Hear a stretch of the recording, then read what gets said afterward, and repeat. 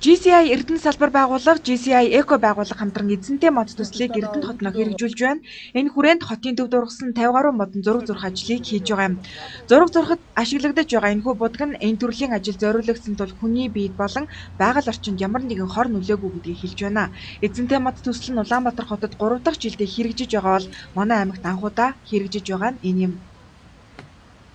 Тэгэхээр ер нь модон дээр ингээд зураг зурснараа хажуугаар нь явж байгаа одоо иргэн хүн хараад ямар гоё юм бэ, яас хөөрхий юм бэ гэдээ бас нэг тухайн үед бодож явсан стрессээ мартах ийм сэтгэлийн баяр цэнгэл идэх ийм эерэг сэтгэлгээний төсөл байгаа. Тааш ч гэсэн Эрдэнэт хотод хавар болгон энэ сайхан төсөл маань хэрэгжих гэж найдаж байна. Тэгээд байгууллагууд ч гэсэн энэхүү төслийг бас дэмжиж хамтран ажиллаад урдаа байдаг моднууд дээр бас ингээ сайхан зураг зураад ард иргэдээ хотоо бас өнгө үзэмжтэй болгоод хотынхаа өнгө үзэмжинд бас нэм одоо хандив өргөөсөө ард иргэд маань ч гэсэн одоо эзэнтэй модыг хайрлах модыг бас эзэнтэй байлгах талаас нь илүү их анхаарлаа хандуулаасаа гэсэн сэтгэлийн үүднээс бид бүхэн төслөө хэрэгжүүлж байна.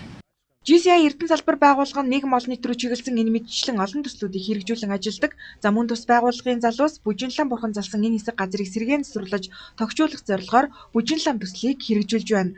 Бүжинлам бурхан залсан энэ хэсэг газар бол Эрдэнэт хот анх байгуулагдаж байх үед анхны төрөх тасаг байсан тойр юм а.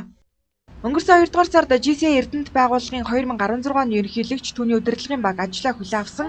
Тэдний хувьд тус байгууллагаас хэрэгжүүлж байсан төслүүдийг үргэлжлүүлэхээс гадна өөрийн удирдлагын багтайгаа хамтран салбар бүрт нэг төсөл эхлүүлэхээр төлөвлөж байна. За тэгвэл өнөөдрийн байдлаар тэд Монгол наадгаа усны зохистой хэрэглэх сурталчлах цэнхэр алт төслүүд болон миний ногоон хот төслийг хэрэгжүүлж байна.